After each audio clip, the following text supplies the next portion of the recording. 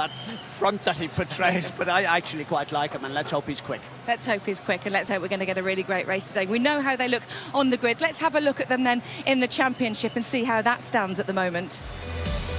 So it's 2 by 2 Honda and Manama Russia are yet to score this season.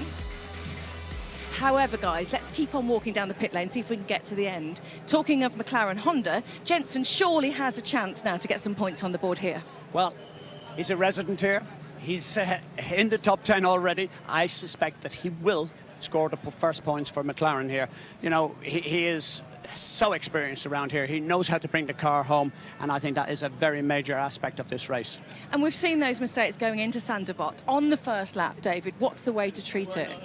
Well, I never attacked Sandevot in qualifying the race or at the start. But we've seen it, haven't we, during free practice? Well, absolutely, we've seen people do that, but I just don't see the risk versus return, and that's what it is around this racetrack. Where can you get away if you really try and gain something? And of course, you have to let the start just, you know, as you go off the line, let your car do its natural thing. But once you get there, you don't try and dive down the inside that you would at other circuits. There just isn't the space. So hopefully we see a clean start, but this is an opportunity for Nico Rosberg to really try and make something stick here. So it'll be interesting to see what his strategy is with Lewis Hamilton. And perhaps for some of the drivers at the back to make something stick. We saw Jules Bianchi come through last year. It's very much about driver skill, isn't it? Do you see anybody, you know, emulating what Jules did in that fantastic drive last year? Well, actually, you know, I still very strong in my memory, not just for Jules' welfare, but obviously that was such a sensational drive. And this, I don't want to single anyone out because I'm bound to get it wrong, but you just never know what's going to happen. There's always somebody at the back who's going to or even really a Max start. Verstappen. He's young, he's keen. I didn't want to put more pressure on him because at 17 years of age,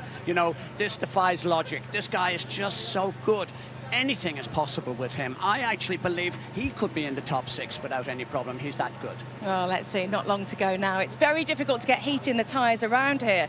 So let's see if that affects the strategy. Tom's got the latest news on that.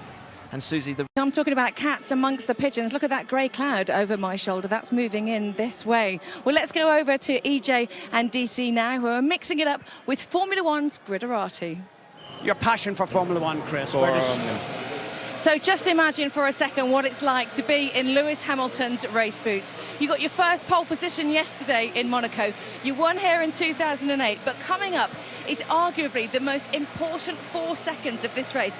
That's how long it will take him to get to the apex of turn 1. So hold your breath. Monaco 2015. Lee and Tom are reporting from the pits, and David and Ben are in the commentary box.